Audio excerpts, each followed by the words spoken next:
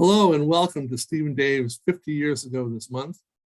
We're at the end of 1971 and we're going to talk a little bit about the year-end charts and try to place it all in the larger societal context. What was going on back then? How did the music influence the culture? How did the culture influence the music? And so on. Maybe we can start off with the elephant in the room, which I think in 1971 was probably the Vietnam War. And that's right. Yeah. It's strange because the war was, on one hand, winding down, and the Nixon administration was desperately looking for a way out.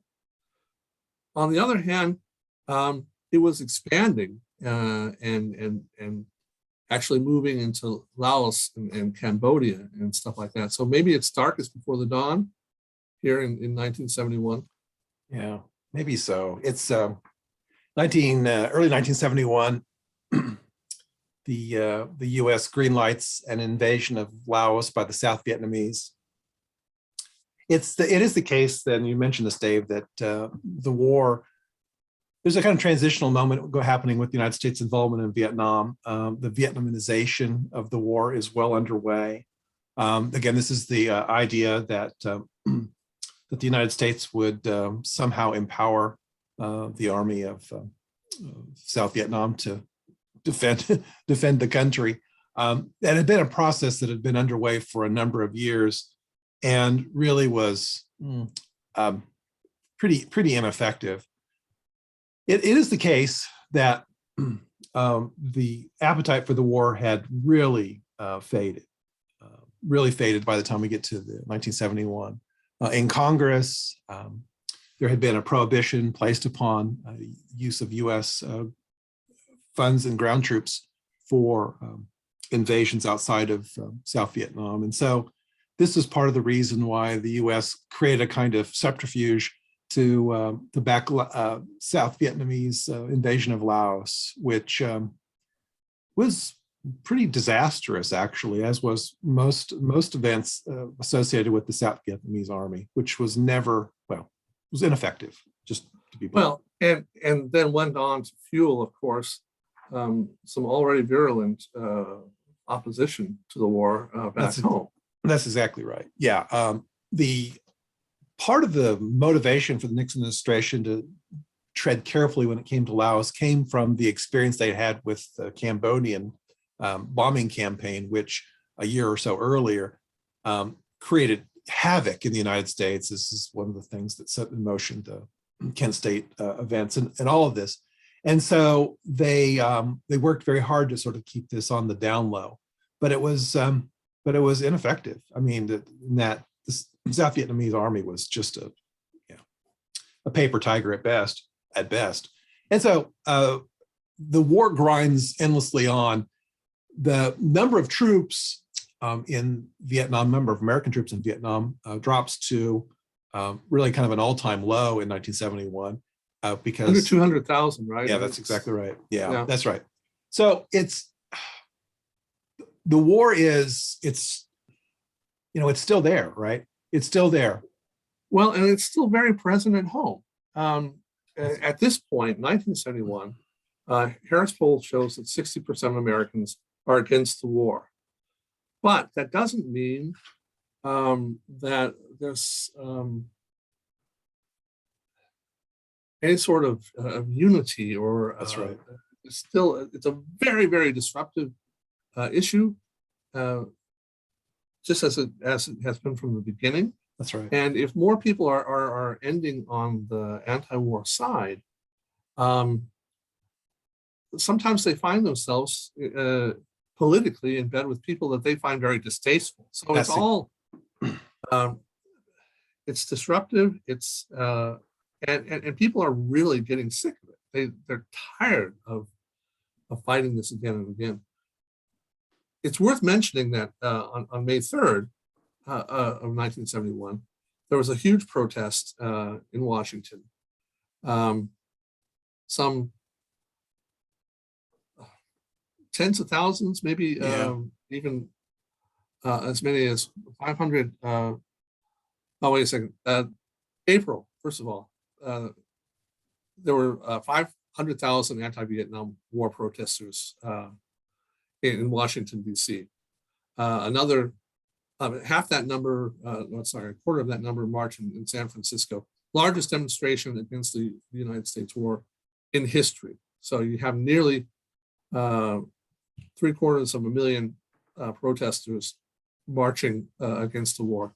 That was on April 24th. On May 3rd, there was another action to disrupt government business in Washington, D.C. on the part of anti-war militants. And the Nixon administration and John Mitchell, his Department of Justice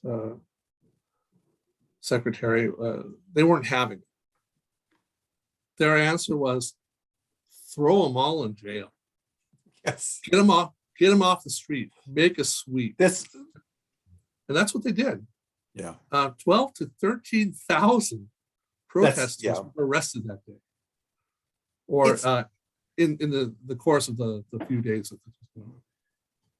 It's one of the largest, if not the largest, police actions of this kind in American history. And the DC jails in particular were just full of these protesters, virtually all of them, nonviolent. It also suggests something about the way the Nixon administration learned or didn't learn from. I mean, they had sort of one move, right? And so, and that move was to try to crush dissent. They never really figured out any other way to deal with opposition. And this is sort of the Nixon administration writ large, right? This is just, they had one move. But yeah, this was, what a spring for the Nixon administration. Yeah, and they had a lot of support in the American public. I did. For this sort of thing. People who thought, yeah, this is exactly what they need. Anyway, that was May. In June, the New York Times starts to publish excerpts from what came to be known then as the Pentagon Papers. Yeah. And they started publishing just a little over 2 weeks before the Supreme Court made a decision on whether or not that would be allowed. So at a very high risk to the paper and the journalists and owners, they did not wait for the green light. They didn't wait for it. They didn't wait. Yeah. This is one of the most controversial moments in American newspaper history, to some degree, right, American publishing history. It is, but it also, I think, suggests, right, that the depths of opposition to the war, that had the opposition to the war not been so deeply seated, why would the Times stick its neck out in this way, right? They felt, it almost felt as though they were doing a kind of national duty in this regard. I think people in the newspaper believed that there was a kind of higher calling here. Absolutely, yes. The country is hemorrhaging from this war, but the Pentagon Papers, an enormous event in '71, a huge event, very revealing too. Yeah, and Daniel Ellsberg, who brought the Pentagon Papers to the New York Times,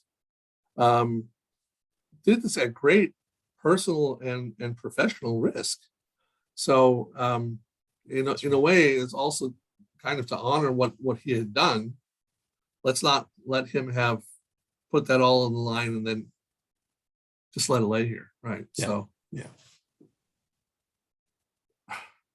In a move that is prescient of the Watergate break-in, actually, even the same troop, the same group of guys that broke into the Watergate Hotel, broke into Daniel Ellsberg's psychiatrist's office to find dirt on him, to try to discredit him. And this came out much later, but it's so typically Nixon that he risks something like this for no perceivable, even not even a perceivable potential gain, right? Yeah, there's, I mean, right. I mean, it seems dubious that they would be able to really uncover anything substantial that would somehow discredit Ellsberg in any kind of meaningful way. I mean, the Pentagon Papers really spoke for themselves. I mean, Ellsberg was not the author of the Pentagon Papers. He was, he's the person who sort of released them. He's just a whistleblower, but once they're out there, they speak for themselves, as you said. But it's also the case that the Nixon administration, I think, by and large, didn't think they were risking anything. That they believed that they weren't above the law; they were the law, and so that's exactly right. They would decide. They would be the decider when it came to what was going to be legal and what was not. I mean, and so there was very little pushback within the administration regarding this. It's just sort of this is what politics in the administration, Nixon administration, was all about. Finding enemies, identifying enemies, and crushing them. Seriously, Steve, you have to wonder how much of that shit we never found out about. Maybe it was happening all the time.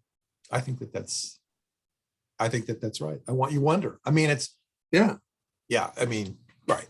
I mean, Ellsberg is obviously a very high profile example, but there had to have been, dozens of smaller situations where, a similar kind of hammer was used. Yeah. Oh my God. Yeah. It's Nixon. I mean, that's how they worked. It's worth mentioning, perhaps, as long as we're talking about Vietnam and public perception and opposition, I think we have to talk about the trial, the Midlife trial of Cali. Yeah. You want to say a little bit about that? Well, it's again the chapter. Yeah, the Midlife was a hamlet in South Vietnam. This was 1968. A military unit commanded by William Cali was on a mission to find Viet Cong and North Vietnamese in this hamlet. Seek and destroy. Seek and destroy. Yeah. This was not an unusual mission by any stretch. I guess really one of the things that made that My Lai unusual was the fact that it was documented. There were atrocities in the village, many deaths. U.S. military opened up on women and children and old men. There was a military photographer on site who took images of the aftermath. The event itself was halted by an American helicopter pilot who observed what was happening. He brought his chopper down and pointed his guns on the American troops. Again, the event then sort of went underground for some 18 months and was then Seymour Hersh, American journalist, had a huge role in playing exposing what happened there. Eventually, the photographs of My Lai appear in Life magazine, and it is the American public is aghast, and a kind of public hand-wringing in the military takes place. Eventually, the entire operation, which was greenlit from the highest levels, was really put on the shoulders of Cali himself. And so it's Cali, he's the only person who is on trial for this event. And so that's what, that's what we see in 71. there's no question that he was responsible for an atrocious war crime That's right. At his level. But clearly it was a pawn sacrifice because That's he right. had received orders. And was That's following exactly the right. orders that he had received. So, so let's talk a little bit about the music that's coming out of this, right? Because clearly this is something that's affecting artists even internationally. We have like Lenin and Yoko Ono. They're singing "Power to the People." Imagine, one of the all-time great Lenin anthems, is That's right. among other things about peace and about trying to imagine a world without war. And then, of course, in December 1971, they came out with Happy Xmas, War is Over, another one of their perennial hits. Which has become interestingly a kind of Christmas classic in an odd sort of way. Much of the anti-war, anti-establishment venom that's just, oozes through the song has sort of been drained from it.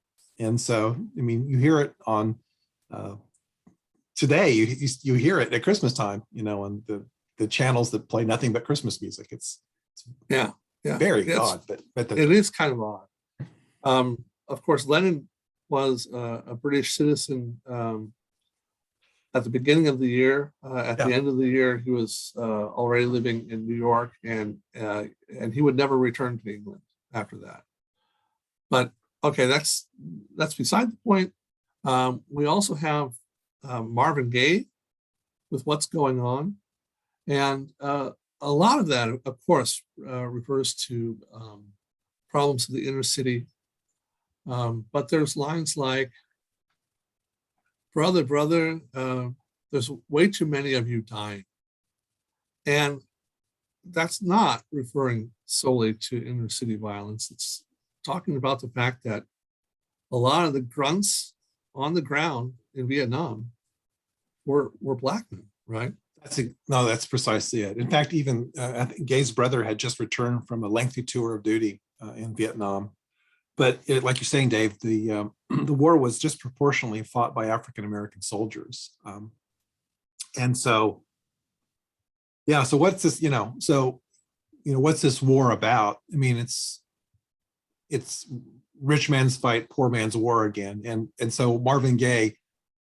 I mean, this song and the album's very, very powerful, and it's taken on a number of social issues. But clearly, I mean, he's also, I mean, like you noted, he was talking about Vietnam, about the situation in Southeast Asia. No question.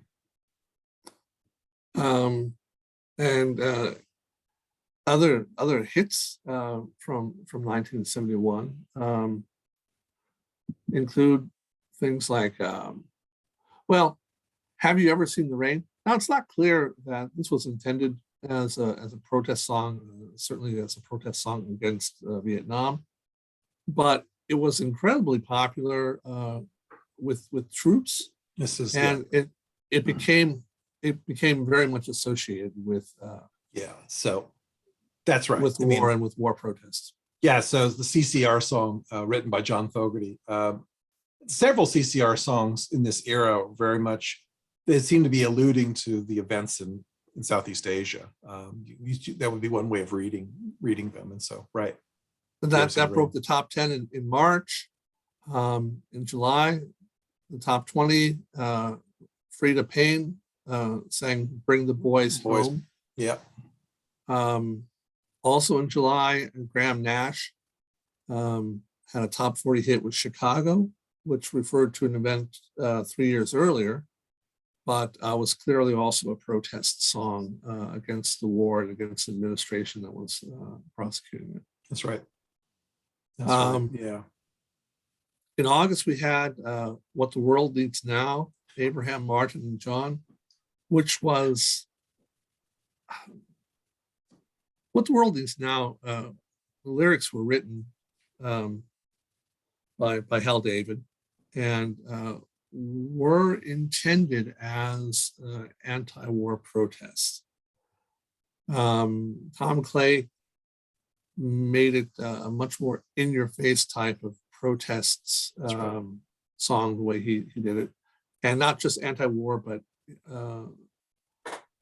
civil rights, all that sort of stuff. It was kind of a big mixed bag, but it was a very angry mixed bag. And then we had Peace Train by Cat Stevens, which seems to be pretty much on the nose, right? Yeah, pretty much on the nose. It's American society is still hemorrhaging. It's still hemorrhaging from the 60s. It's still hemorrhaging from the civil rights movement. It's still hemorrhaging from Vietnam. It is it's a remarkably unsettled time in American life. And one of the things that's sort of interesting about this is that the Nixon administration is observing all this, and we should note, I mean, it's obvious, but it's important. 1972 is an election year. And so as we make our way through 1971, the Nixon administration understands which way the wind's blowing in terms of the larger culture regarding Vietnam, things that you can see on television, things you can see in the movie theater, things you can hear on the radio. And it's one of the things that makes the Vietnamization program all the more important, because I think the calculation is clearly this, that it has to be, you know, America has to be moving out of Vietnam in order for Nixon to win in 72. That's his belief.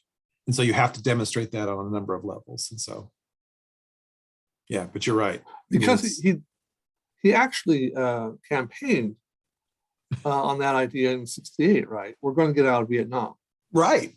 And so if you were unable to deliver in any tangible way, that would certainly hurt his reelection chances. No question. That's exactly right. Despite the fact, and we'll talk about this more in upcoming episodes, despite the fact that the Democratic Party is in somewhat disarray in 1971, and it's not at all clear that there's really a viable candidate. On the Democratic side. Edmund Muskie was looking very good. Perhaps, you know, I mean, and I guess that would be the one candidate that would emerge, and Nixon would, you know, take care of Muskie as well. There are dirty tricks for every situation, right? That's for sure. I think before we move on, we should also mention the number 40 hit in May was the Battle Hymn of Lieutenant Cali, C Company, right? Can you say something about that? It is the case that that Cali had a lot of support amongst the American people, and many Americans thought, not without some justification, that Cali was being railroaded. And so there was a lot of pushback to attacks on Cali that you could, you know, that were put in the larger culture. And so this song in particular was a kind of, you know, a kind of defense, full-throated defense of Cali. Nixon, for his part, understood the political dimensions of the Cali case. And eventually Nixon would intervene. I mean, once Cali was found guilty, I mean, he was found guilty. He was sentenced to life imprisonment, a sentence that was reduced several times. That's right. That's right. I think at some point he was down to, like 10 years instead of life in prison. But that wasn't enough for Nixon either. No, Nixon, he commuted the sentence, and Cali was a free man. It's, you know, after it's like 3 years, right? That's right. That's right. It's clear, I think, that history has. I mean, the history looks very dimly at the events at My Lai, very dimly. But I think it's also clear that in 1971, it was not. Americans were not unanimously against even what happened in My Lai. I think that there was a body of opinion that war is an ugly business and that terrible things happen and that we shouldn't scapegoat American troops for things that happen on the ground. And so as amazing as it might seem, there was a fair amount of support, I think a lot of support for Cali in particular. Yeah, and this song pretty much glorifies what he did. It goes beyond merely justifying it. That's right. Or merely saying, well, he was a pawn. It said he was doing his job. He was doing what he was sent there to do.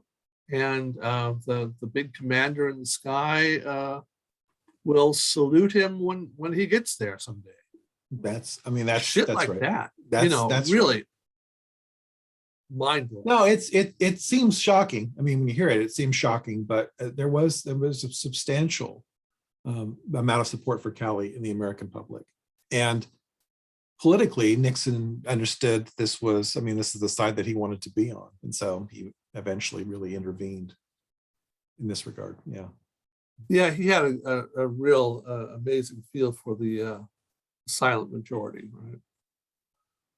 Well, he did. I think he did. I mean, absolutely.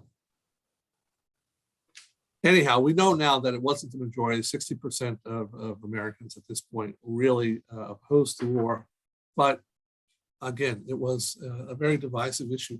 Maybe let's use Nixon here for a little segue. Nixon talking about preparing to get elected in 1972, looking ahead to what that's going to take.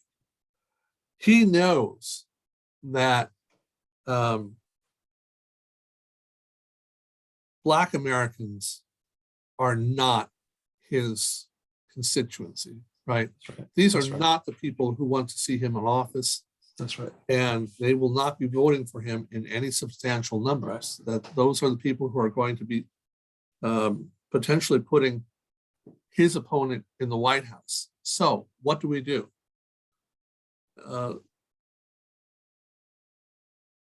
You take a look at the conflicts, the tensions of the inner city, riots that filled the summer of '67, that saw inner cities burning after the assassination of King. And you cast all of this in the light of lawlessness and violence and a huge threat to American order, right? Right. That's so what it is. Yeah, it's the Southern strategy, and he's going to get Southern Democrats behind him. And one of the things that he does is he declares a war on drugs, which is kind of a double whammy, because you get the young kids, the anti-war protesters, and you go after them for their marijuana and their LSD, and you criminalize the inner city Blacks by saying those people are all heroin addicts, they're dangerous, and you present these people as a threat, and your war on drugs is part of the answer to restoring law and order. This is Nixon co-opting Southern Democrats. Again, as you mentioned, it's oftentimes referred to as the Southern strategy. The Democratic Party was rock solid across the South up until the mid to late 1960s. The Democratic Party was split nationwide over civil rights. White Democrats in the South were deeply opposed to the civil rights movement. Nixon exploited this, exploited their anxiety regarding civil rights, and their anxiety toward what's happening in the counterculture, and flipped white Democrats in the South. And this flipping really takes place starting in really '68, and it really, I think, is fully implemented by the time we get to 1972. It is still, right, it is still the way the American political map looks. Yes. That That that flipping that stuck. It stuck. Yeah, I mean, it's one of Nixon's genius moves, I guess, on some level, maybe genius in quotes, that he identified the anxiety of white Southerners and pulled them toward his the Republican Party. And he like you're saying, Dave, whether it was inner city America, whether it was countercultural drug use, or even just sort of anti-war activism, if there were, he exploited all of the anxiety that the white Southerners had toward these issues, and they came to the Republican Party in droves. And by and large, they've stayed. And it's really, in a span of just a few years, the South becomes solidly Republican. It's unprecedented in American history how quickly this happened, and it is a kind of political calculation that I think has a kind of mark of genius. Well, and it became really a model example of how to use dog whistles politically. That's right. Right? Because that's right. On April 20th, 1971, the Supreme Court upholds busing as a means of achieving racial segregation. And so if you don't want to be seen as a racist, you don't talk about the problems with the blacks.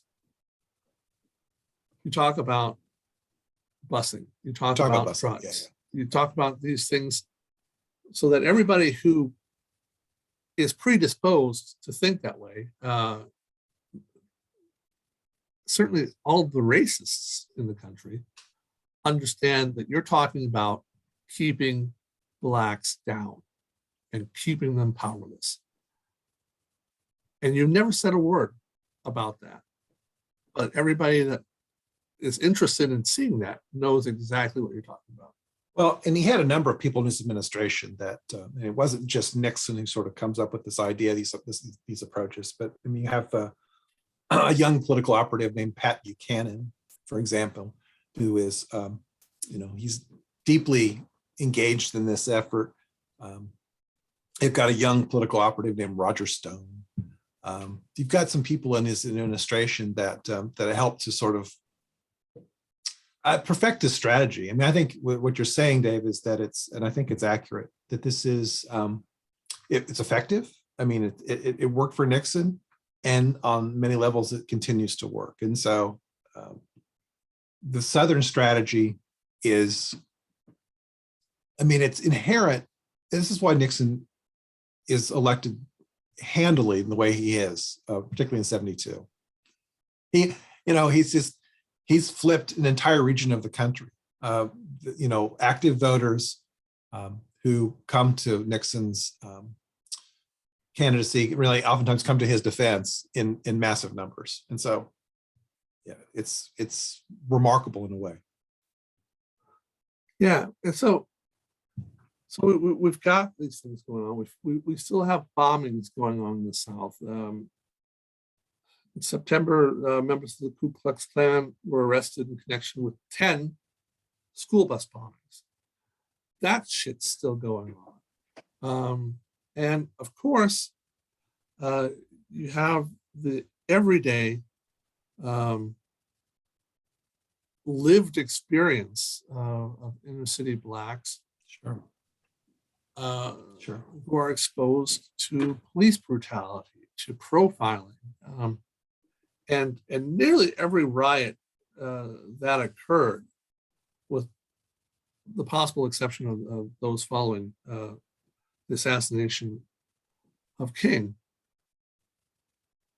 arose out of unjust arrests or police brutality. And it's just the community rises up and it's just had enough. And we see this again and again. We see it in Detroit. We see it in Watts and all of these big riots that we saw in '67 were about that. And you have all the civil rights legislation enacted in 64, 65, but you still don't have employment. You still don't have a way of raising the family. You have urban flight going on. Well, who's flying from the inner cities? Yeah. White people. Yeah. They're the ones moving to the suburbs. No place for blacks in the suburbs. You can't get a home, can't buy a home if you want to.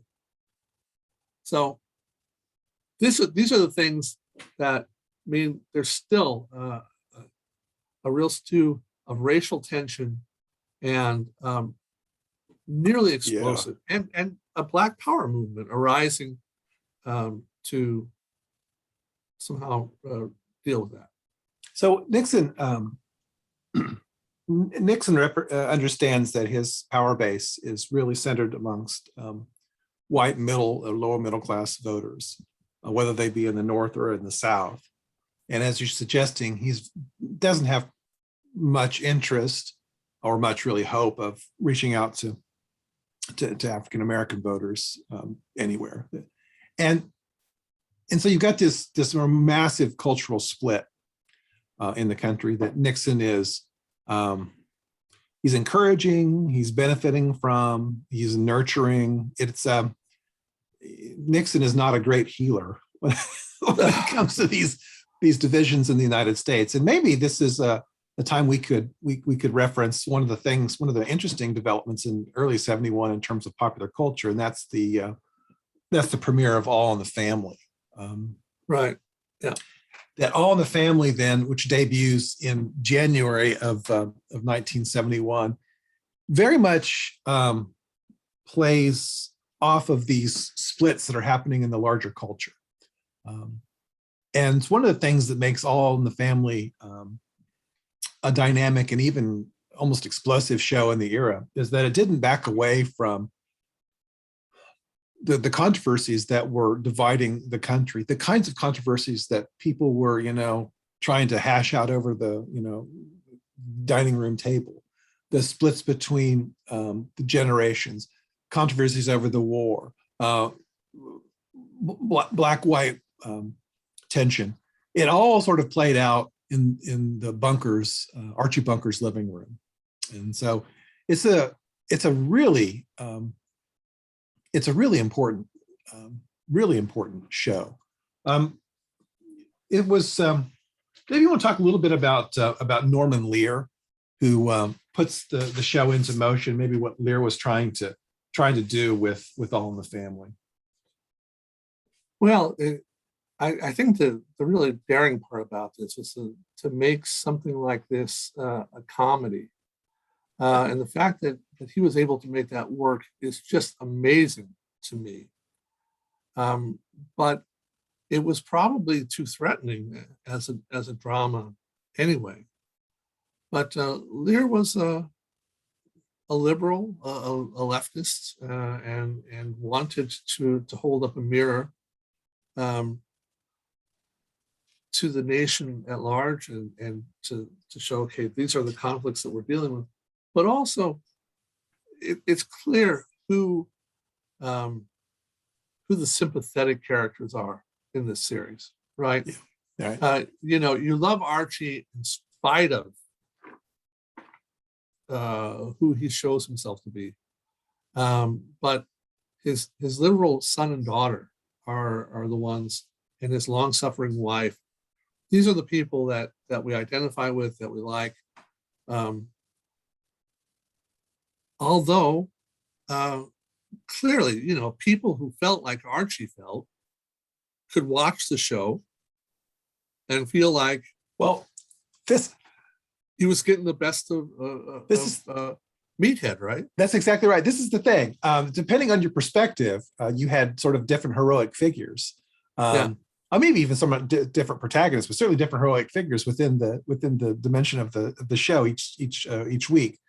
It's drawn from a British sitcom, Till Death Us Do Part. Lear tried to get this. He tried for years to get this show underway. They had 3 different pilots. Finally found the right cast.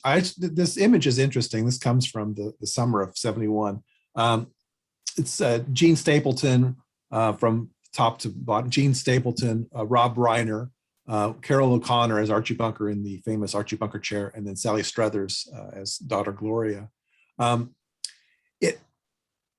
They hit upon something really, really important, but I'd like to just read then. So the show premieres in January of '71, and before it hit the air, there was a disclaimer. So there was a disembodied network announcer who said, "All in the Family seeks to throw a humorous spotlight on our frailties, prejudices, and concerns. By making them a source of laughter, we hope to show, in a mature fashion, just how absurd they are." And then the opening, "Those Were the Days," starts with Archie and Edith at the piano. It's a very raw show. The language is extraordinarily coarse. It's the kind of language that you wouldn't hear on American television today. The image, the issues taken on are, I mean, you name it. All in the Family confronts it, from the war to abortion to women's rights. You name it. It's all there.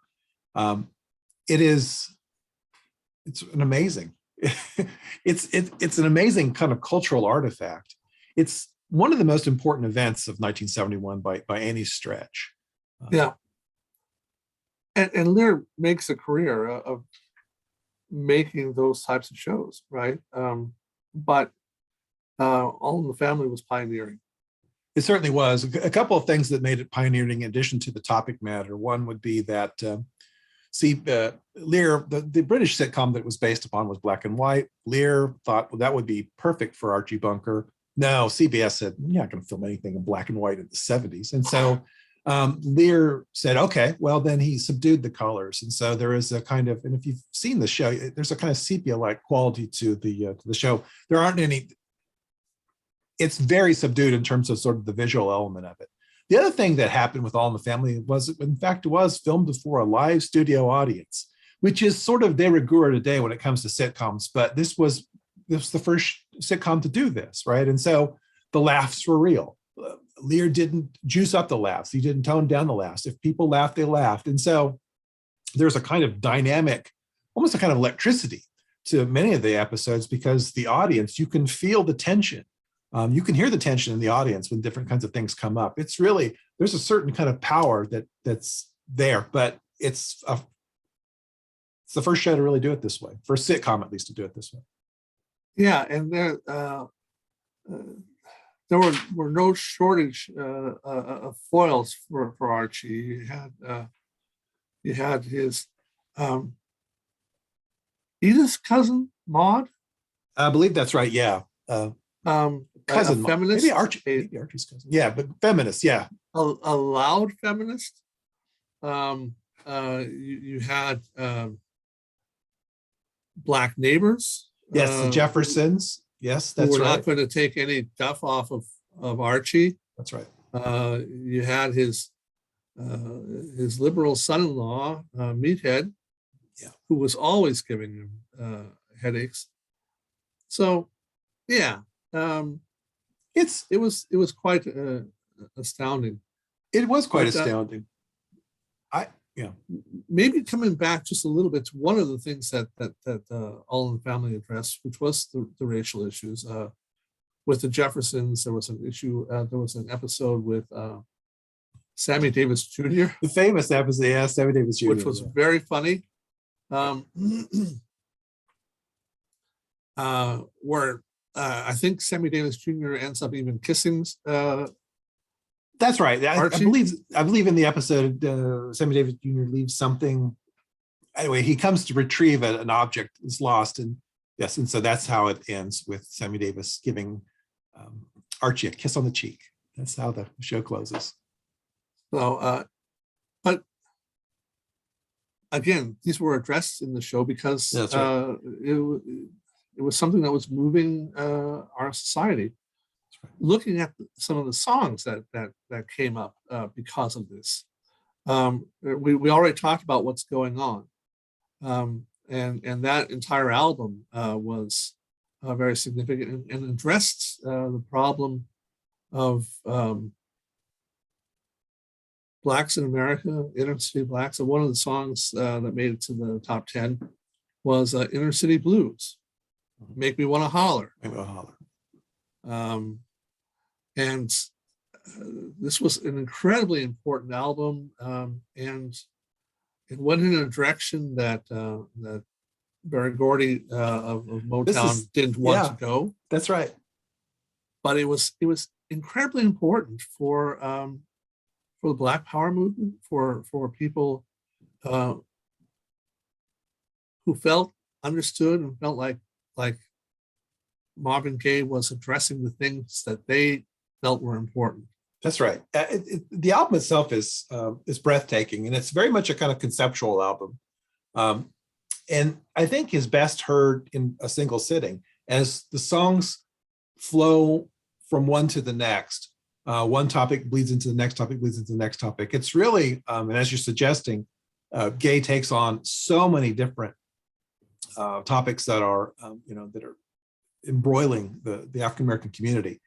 It's breathtaking in its scope, but you are absolutely right. It wasn't exactly the direction that Berry Gordy wanted to go with Motown, but Gordy knew a good thing when he saw it or when he heard it, and to his credit, sort of stepped away. He stepped out of, didn't object in any kind of meaningful way to the record or the record's release, but breathtaking in its scope. It's really something. Then we had things like the theme from Shaft, from Isaac Hayes, about a powerful, assertive Black man. That's right. A heroic figure. We see it in the movie, but the song itself kind of encapsulates that idea. Sure. Family Affair from the album A Riot's Going On. There's a riot going on, yeah. In answer to the question, what's going on? A riot's going on. That's right. Sly and the Family Stone. And Family Affair sounds very, very harmonious, actually. It's not. It's ambiguous at best. It talks about the desperation of love and how sometimes relationships are nearly impossive. Well, and it's interesting. Yeah. It's interesting, Dave, in the way that there is a sense of, inquiry in what's going on, and maybe a degree of hope, but certainly a sense of inquiry. There is a kind of bleakness and despair that runs throughout. There's a riot going on. I mean, it does, as you're suggesting, it does seem to answer the question, what's going on? There's a riot going on. And that's a dark album for sure. Yeah. Yeah. And we have, we already talked about What the World Needs Now, Abraham Martin and Joan, by LA DJ Tom Clay, addresses these things as well. You can even say things like Power to the People and Imagine by John Lennon, in a larger sense, also incorporate these ideas. Respect Yourself, number 13 in December by the Staple Singers, talks about Black empowerment and what's required, what sort of discipline is required to achieve it. Yeah, things like this. So clearly, this is something that is being addressed by Black artists who are moved by these things, not just in 1971, of course, but these are some of the things that are produced in 1971 in response to what's going on. For sure. Other things are embroiling America in 1971, right? And those would include what, Dave? I mean, what else is? Well, the feminist movement is on its way. Yeah. There is a kind of a feminist Congress in in July 10th, the National Women's Political Caucus. Right. And has people like Betty Friedan, Shirley Chisholm, also a political powerhouse, a Black woman, Gloria Steinem. And the idea is we're going to support women who are seeking office because we are underrepresented in political office in America. Well, and right. And Chisholm takes that to heart, right? Absolutely. He runs 1972. Runs the campaign for president. Primary candidate, yes. Yeah, tries to gain the Democratic nomination in the spring of 72, and runs actually a very very disciplined campaign. She's no token candidate, and so there is this moment, right? This political moment that's starting to form, where it's clear that women are underrepresented. And so, what's the next step? The next step is to get women to run for office. And this starts to happen in part based upon this Congress. Yeah. July 1st, shortly before that, Washington State becomes the first state to ban sex discrimination in the nation. And let's not forget that the Manson trial sent Charlie Manson and 3 of his followers. They received the death penalty. California abolished the death penalty a year later before it could be carried out. But those were women. So breaking the glass ceiling for serial killers. Well, that's sort of a okay. Well, there we go. It's an odd way of thinking about sort of the glass ceiling and empowerment, but there you have it. What an interesting spin on that. What an interesting spin on the Manson case. I thought we needed to get in there somewhere, but there we go. In December, Gloria Steinem starts her magazine, Ms. Yeah, this is right. So this is all going on. But interesting to me is, unlike some of the things we've been talking about, there isn't a feminist anthem in this year that comes later with Helen Reddy, I Am Woman. Well, things like this. That's right. We generally see is the same old type of chauvinism that's been there all along. Well, women who are sing about the men that they love, and men who are sing about their trophy women. She's a Lady. Tom Jones, for instance, she knows her place.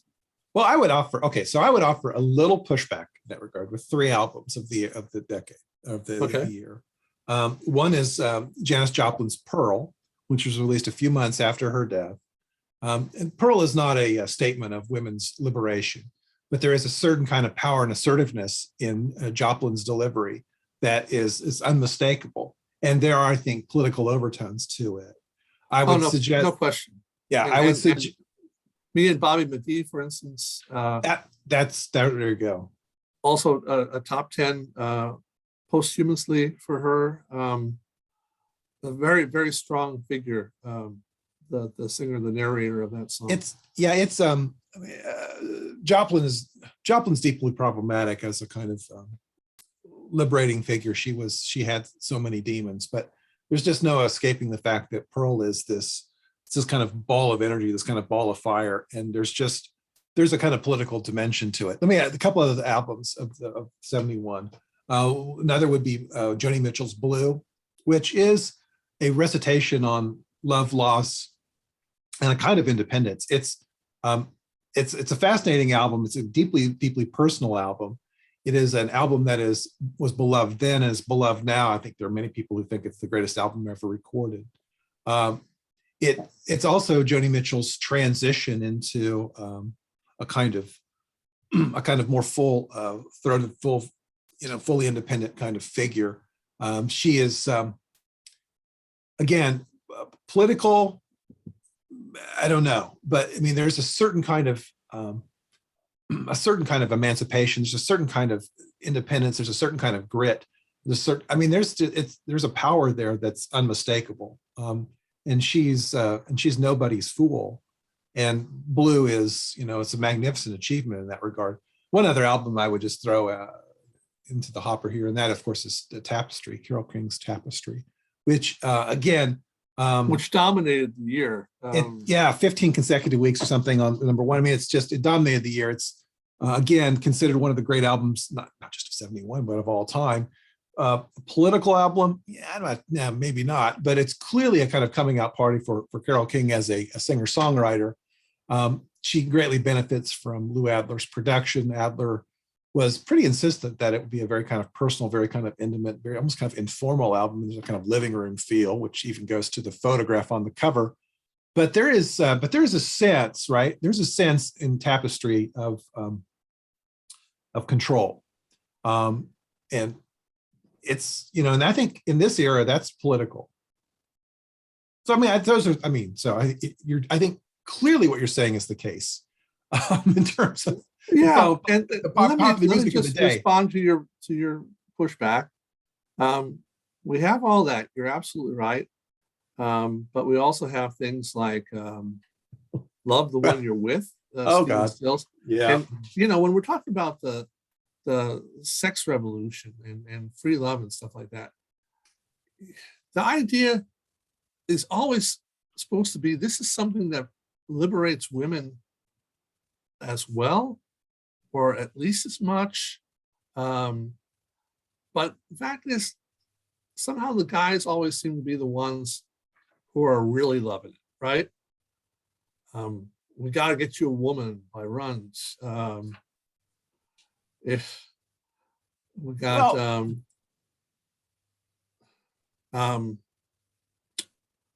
She's a Lady, already mentioned that. How about Wild World, Cat Stevens? Okay, they love that. Yeah. How about the lead single from Sticky Fingers, Brown Sugar? That's oh goodness, oh my. I mean, okay. Brown Sugar, which Mick Jagger is reluctant to sing in the way that he sang it in this era. I don't think there's any question. It's really amazing that ever was considered unproblematic, right? And it was for a long time. I mean, I listened to it for years and years. I've never really thought about, oh, boy, this is kind of offensive. Yeah, it is. It is interesting. I guess once it enters the canon in a way, then it's seen as something different. I mean, it's political in a sense, but I mean, it's difficult. It's the protagonist there is problematic. But I mean, to your larger point, I mean, pop music is still dominated by men, a kind of male perspective, a kind of male gaze. I don't think there's any question about that. At least we don't have any wives and lovers in this decade. Oh goodness, no. Yeah, the Backrack David. It has been worse. Yeah, it has been worse. So, all right. Just on a tangent here. This whole free love idea, the feminism, it all kind of arose with the counterculture in the 60s. Mm-hmm. That was part of what was going on. It was a very colorful mix of things. But I think 1971, we're kind of on the cusp of leaving the counterculture behind. The counterculture, I'd agree, has either been assimilated or it has failed. And a lot of the things that led to its failure, to its self-destruction, were the very things that made it so attractive in the first place. Its embrace of drugs, which became a fairly undifferentiated embrace. Whether you're talking about pot or you're talking about heroin, drugs are good. That's right. right? Drugs are liberating. The protests and the idea, we reject the materialistic society that we grew up in. And hey, everything should be free. You know, we have a free electric band, we have things like this. Free is good. Love should be free. You know, what's materialism all about? Well, the people who were in favor of that were people who came from extremely affluent homes, right? That's right. And obviously, a vision of that sort was not sustainable. And what started off as a very legitimate anti-war protest took on radical or even terroristic aspects in some parts of the counterculture. These are all things that end up just making it top heavy and it tips, right? We have Altamont, we have the 1972 election coming up. That's right. Well, we're going to talk about. We have Chicago in '68. Things that just. Well, we should. That's right. The we're leaving the counterculture behind us. So let's think about what happens in '71 with the two venues in New York and San Francisco to this point, the Fillmore East and Fillmore West. Yes, which were storied venues in the late '60s and very early '70s. Both owned and operated by Bill Graham, a promoter on the West Coast.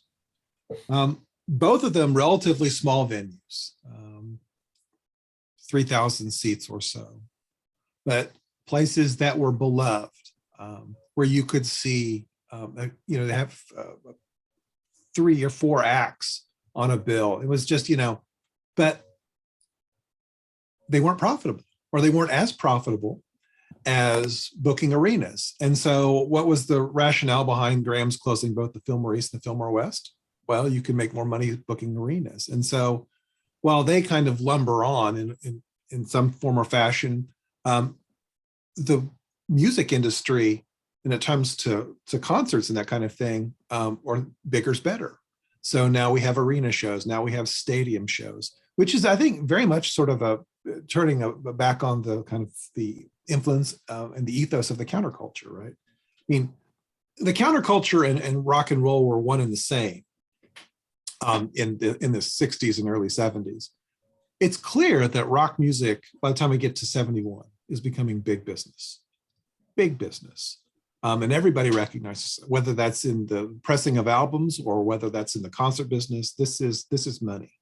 And so the values of capitalism are rising to the fore. And so when Bill Graham closes the Fillmores, an era has ended, but it's also an embrace of a larger kind of capitalist model that it should not have come as a big surprise. But I mean, to your point, I mean, there are changes afoot, big changes. Yeah, and one of the things we say, getting back to the drugs, is just we have 2 members of the 27 Club joining the 27 Club this year. That's Janice Joplin, who we've already talked about, and Jim Morrison, right? Jim Morrison leaves for Paris, and a couple months later, he's dead, found in the bathtub of heart problems, but it's a drug overdose, right? And this is what I'm talking about.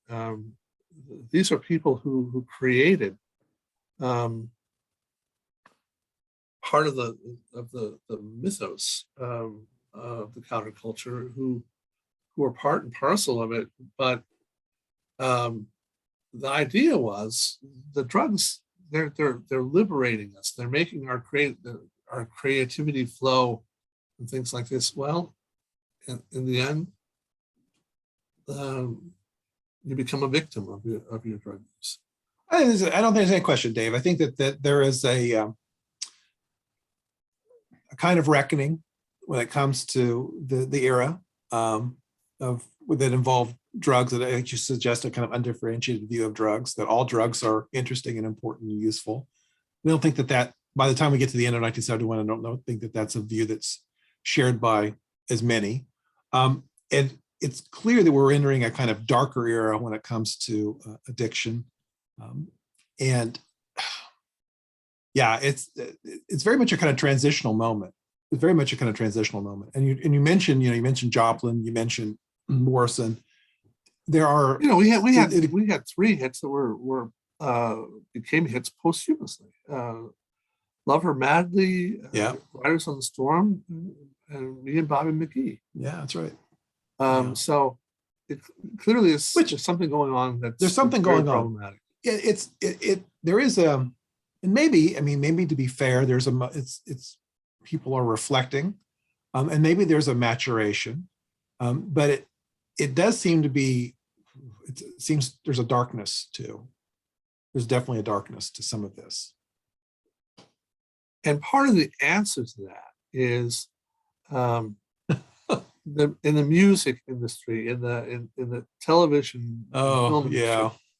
Well, we'll take the pretty attractive parts of the counterculture, flower power and pretty hippies, and we'll sanitize them, and we'll package that for a middle class in such a way that it's no longer threatening, right? So we have a group like, for instance, like the Monkees before them, which was a very similar sort of situation, the Partridge Family. Partridge Family essentially come up with a hit, a top 40 hit, and several top 10 hits in 1971. Like every 2 months, they have a new hit on the charts. For sure, they do. It's incredible. Well, what do we have? We have, David Cassidy has long hair, but Keith Partridge is a clean kid who dresses nicely. They're a middle-class family. Hey, they play rock music with their mom. How threatening can that be? Well, not very attractive. Yeah, it's very, very attractive. Not very threatening. And so there is this sanitization that's taking place. Osmonds is a very similar situation. It's a similar situation. I mean, I would venture to say almost identical in many ways. It's and so they're a real family. Except they're a real family. Okay, important difference. Maybe a difference without a distinction. But I hear you.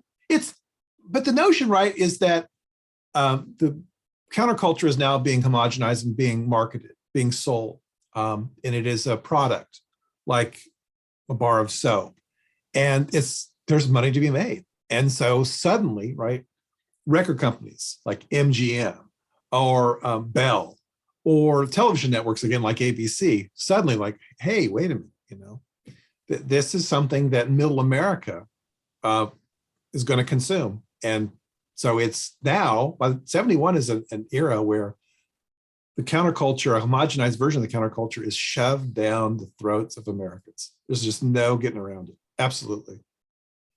It's interesting that the Osmonds have almost represented changing of the guard. 1970 was the year of the Jackson 5. Yes, it was.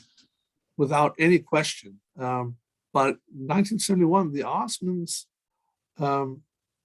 overtake and to a certain extent eclipse the Jackson 5 with One Bad Apple, a song that was originally written for the Jackson 5, a song that a lot of people still think is sung by the Jackson 5. They had a huge hit. I think it's number 4 for the year. And that's right. That launched the Osmonds and to a certain extent Donny Osmond as well.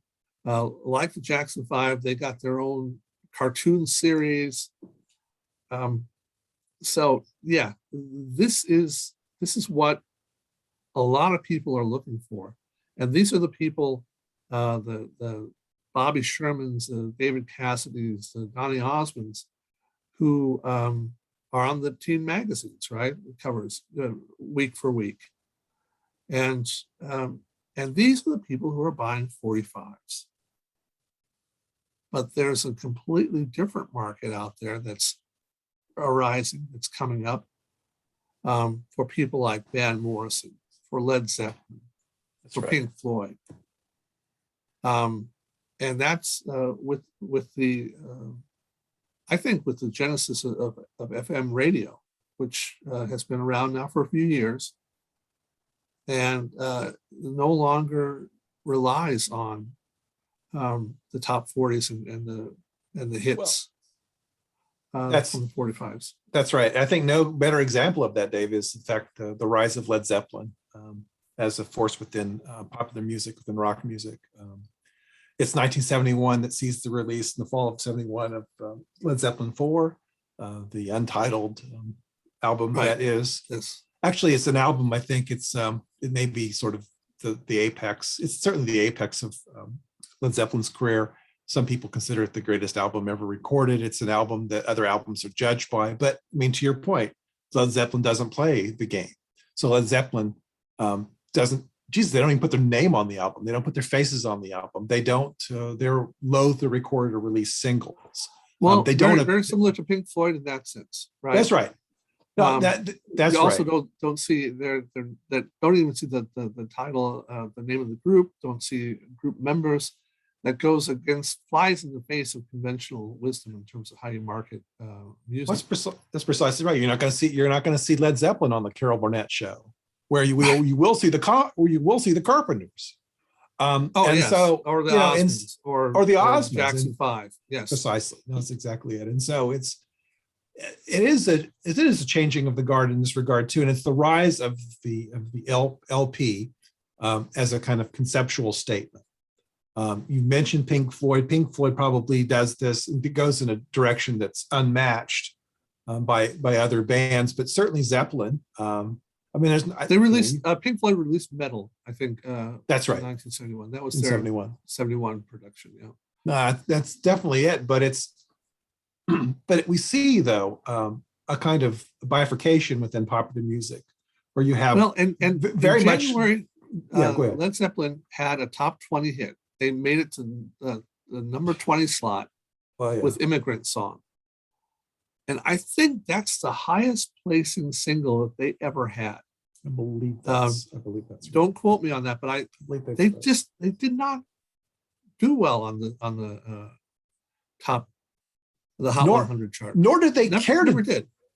Nor did they care to do well. I mean, their manager Peter Grant was infamous in his disdain for top 40 radio. They obviously didn't need it. I mean, they became one of the mega groups of the 70s, which speaks to, I think, right. That's right. Which speaks to Bill over fist. Money just poured in. Which speaks to Bill Graham's point about closing these smaller venues, because Led Zeppelin becomes this becomes the arena rock, the first great stadium arena rock band. Yeah, Led Zeppelin's revenues come from touring and from album sales. So, and that's it. They're not, there's some merchandising associated with it. And again, part of what makes Zeppelin interesting, what makes Floyd interesting, what makes Jethro Tull interesting, is that there's a certain mystery behind these bands, right? That they are not playing the same kind of game that the Osmonds are playing or the Jackson 5. They're not on the cover of Tiger Beat. They're just not, right? And they're not on the variety shows. They're not on the variety shows where other groups are every stinking week. There they are, if they don't have their own variety. If they don't have their own. No, it's exactly right. And so it's 1971 is very much the kind of rise of groups like these, and the album becomes a kind of statement. And so, what do you need to know about Zeppelin? Well, have you listened to Four? Have you listened to Stairway to Heaven?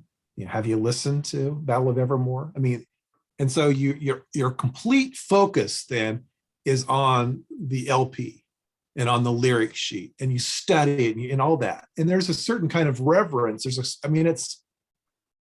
a very different kind of experience than spinning the 45 listening to, like One Bad Apple. It's a completely different kind of thing. And it's as you say, it's the total experience, and that's when the album covers have became so big. And album-oriented rock had one other huge advantage. You knew your parents would not be able to sing along. They would not be listening to it. They would not know what the heck you were talking about. And that's not something you could say with the Partridges or the Carpenters or the Osmonds. You got that. That is exactly right. And so you create this kind of subculture that, there. I can remember, I'm old enough to remember my parents listening to these songs on the radio and knowing the words to these kinds of things and sort of humming along, and me being sort of like mortified that my parents were sort of,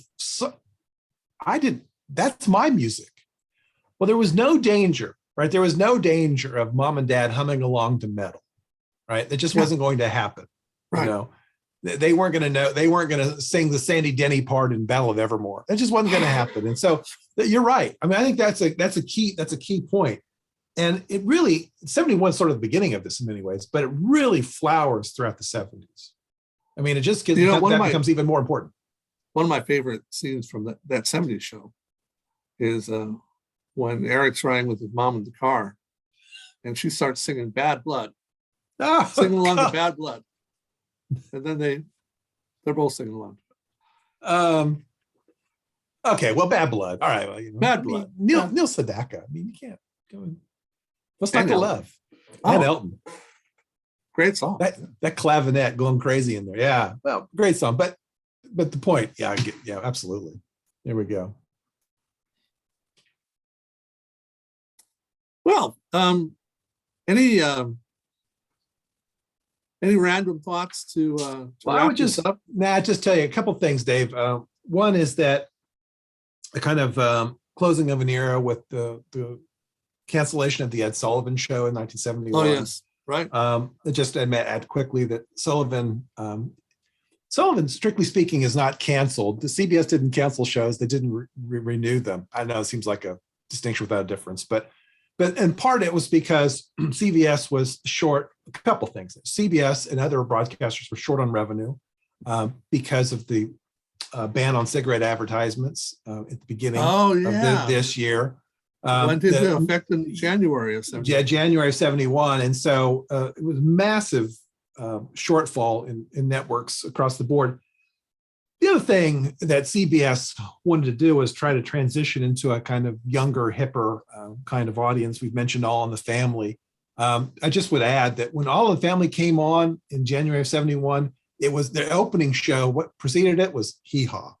And so there is this, 1971 is the moment when I think the younger demographic becomes the target demographic. And so, and it's considered not at all compatible with rural that's for sure type of themes, and so there's a massacre of those programs around this time. I'm gonna just one other thing about absolutely. One other thing I would like to get to just briefly, and that is 1972 will be an election year, and Nixon, always the strategist, is looking to distance himself from Vietnam. We've mentioned that already. One of the things that happens in 71 is that the United Nations jettisons the Republic of China, Taiwan, from its seat on the UN Security Council and then seats Red China, Communist China, a move that was endorsed behind the scenes by the Nixon administration. Kissinger had done a lot of spade work with meetings with Zhou Enlai in that regard. It's also the year where the United States table tennis, there's a kind of informal sort of table tennis summit or match or whatever you want to call it in China. Ping pong diplomacy, which seemed like kind of almost a kind of joke at the time, was really meaningful in that it quite frankly just opened doors that had been closed for a couple decades, if not more. And something that incredible, and something Nixon took note of and to some degree advantage of. And so all these changes are afoot when Nixon in the summer of 71 announces that he will travel to China in 72. And it's a big deal.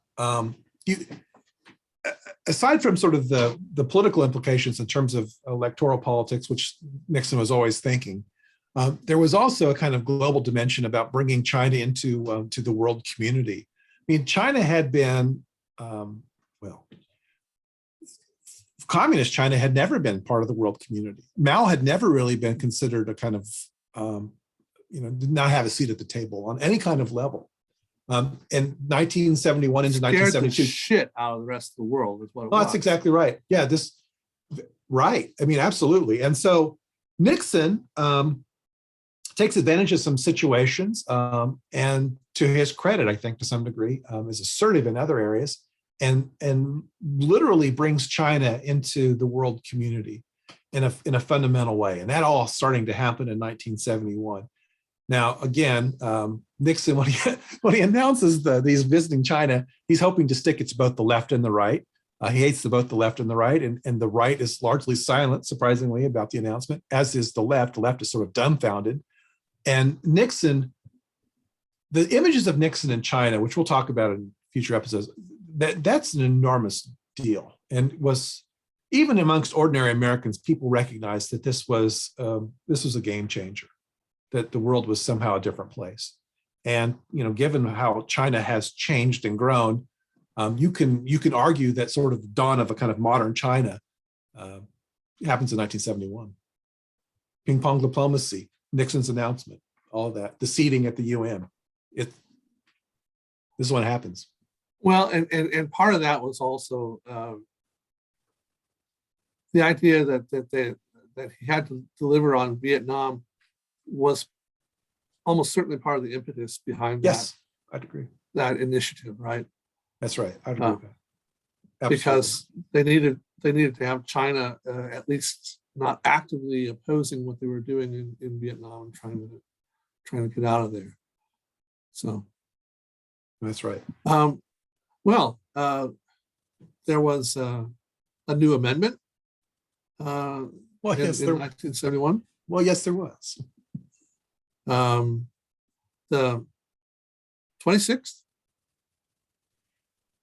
that correct? 26th Amendment? I'm not sure. I think I know what you're talking about. Allowing or making the voting age 18, reducing it from 21 to 18. And that was also a big deal. This was also a nod to protesters and yes. To the youth movement. Don't just protest, come out, get out and vote. And it was the 26th Amendment, sorry. This was, I think, really scary for someone like President Nixon, who was not expecting any growth in support from this new demographic, right? That's right. That's absolutely right. And the data suggested that these new voters would register in droves as Democrats. But registering and voting were two different things. Things. As I think Nixon and his administration understood. So it was. I certainly McGovern did not understand that they were counting on something much more. Right. I believe that this is the case, that the amount of time, the amount of time it took to ratify this amendment is the shortest in American history. And there was a groundswell of opinion that thought that this was the right move. And again, the logic is as straightforward as you suggest, Dave, that if you're old enough to go and fight and die in Vietnam, you're old enough to vote. And so it's interesting. In the United States, there's a kind of division about sort of the age of majority, right? So in this establishes 18 as sort of this great threshold where you're able to vote. in the early 70s, the notion of being 18 also allowed you to access alcohol and cigarettes and gambling. And there has been in the 50 years, there's been a sort of change in that. And so 18 for voting, 21 for alcohol. These, it's a very kind of odd dynamic, but it was an overwhelming success or overwhelmingly popular amendment. And it was hard to find anybody who would say, no, 18 is too young to vote. But 18-year-olds, the 18 to 21-year-old demographic historically has been, and this is true for the past 50 years, the least likely to vote in any election, local, federal, doesn't matter, statewide. They just don't vote. Yeah. How about just a few odds and ends? There was a fight of the century in March 1971. Ollie Frazier. Yeah, Ollie Frazier. It was certainly more than a boxing match, right? Because Ollie had come in from the wilderness. His opposition to the Vietnam War led to his suspension. It cost him his title. Joe Frazier, interestingly, played an enormous role in bringing Ollie back and backed his campaign to be readmitted, to be reestablished. It was, by all accounts, I think one of the great fights of all time. But the fight of the century, to be sure, is the fight that Ollie lost, which I think some people forget. But Ollie Frazier won. He would fight 3 times. Ollie Frazier won, was claimed by Frazier from Philadelphia. Yeah. Richard Nixon established a secret taping system in the White House. Installed that in February. That will play a small role later on. Yes, it will. He wasn't the first president to do something like this. Both Kennedy and Johnson before him had taping systems. His was, I think, by any measure, the most extensive. It enabled him to record both conversations, face-to-face conversations, as well as phone calls and the like. This is Nixon, though.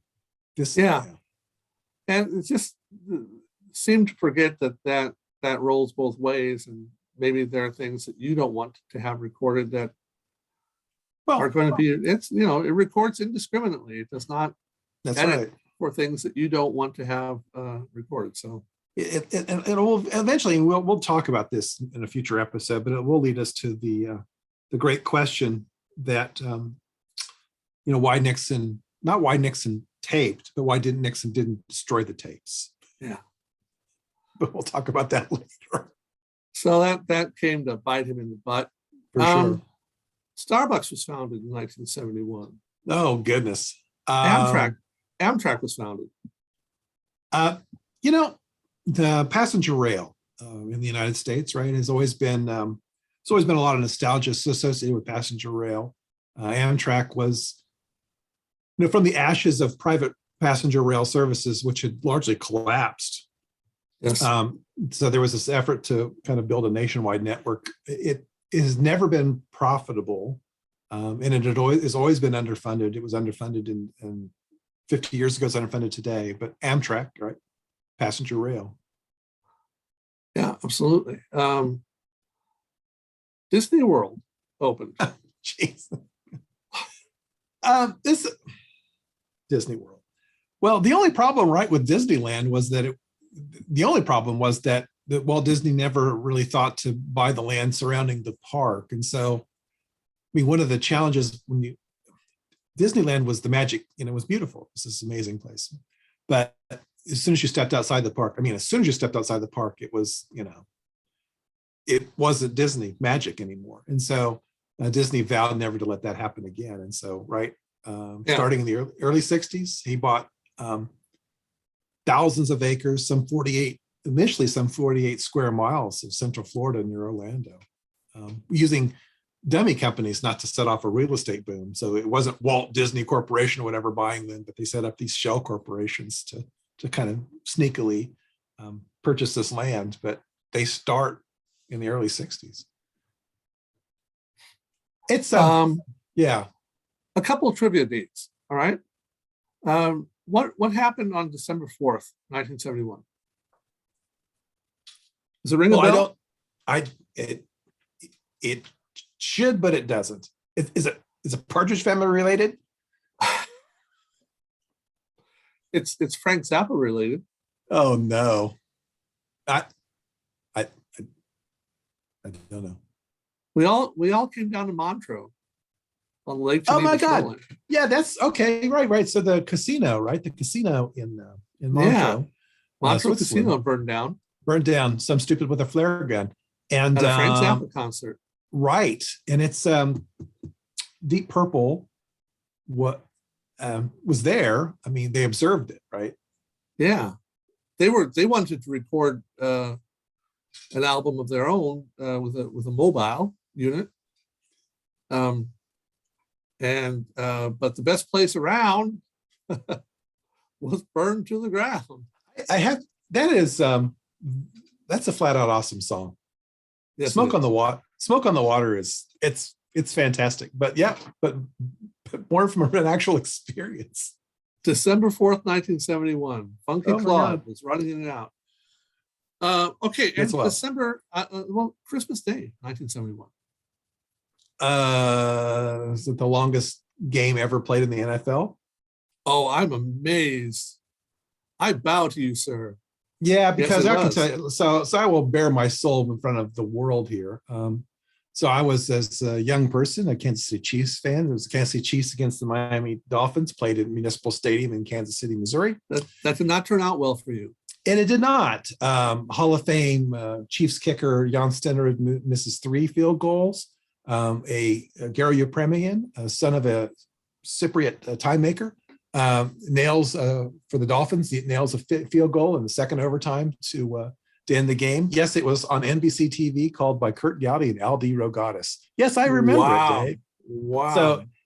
So again, bearing my soul to the entire world, my exact words were, when the field goal went through the uprights, I'm going to go home and burn all my Chiefs pennants. And my parents still talk about how embarrassed they were about the way I behaved at my grandparents' house. Thank you for bringing that up. So it's a date that's carved in scars. Oh in my your soul. God, that's unbelievable. I watched it on Channel 4 at Hastings, Kansas. Oh my God. Holy cow. Holy Wow. cow is right. All right. Well, thanks. Yeah, thanks for bringing that up. Oh, sure. Happy to do it. Well, shall we let that be the wrap up? Or Yeah, let's let that be the wrap up as I go crawl into the fetal position. So, as always, Dave, why don't you go ahead and share with our viewers then the particulars here? Sure. If you enjoyed this episode, and we hope you did, you can subscribe. If you haven't done that yet, do that here. You can watch another episode of 50 Years Ago this month, right up here. And we'll have a fantastic playlist for you right here that you can check out that we will as well. So remember, also, we'll have Stephen Daves is on Twitter, Stephen Daves1 Twitter. And so we offer some tweets each day. And so thanks for your time today, and hope you enjoyed it. And we'll talk to you soon. Yes, we will. Bye-bye. Bye-bye.